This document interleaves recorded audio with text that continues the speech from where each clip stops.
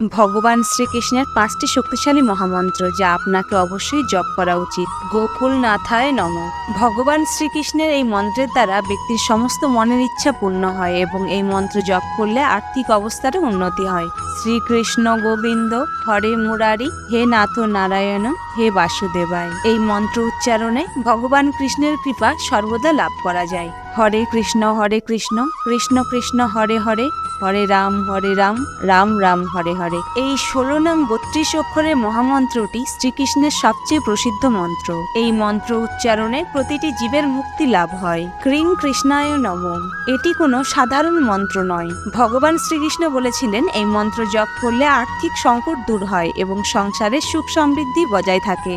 ওম কৃষ্ণায় নমঃ। এই মন্ত্র জপ করলে সংসারে সুখ শান্তি বজায় থাকে। প্রতিদিন সকালে স্নান করার পর এই মন্ত্র জপ করা উচিত। বন্ধুরা, ভিডিওটি ভালো লাগলে প্লিজ সাবস্ক্রাইব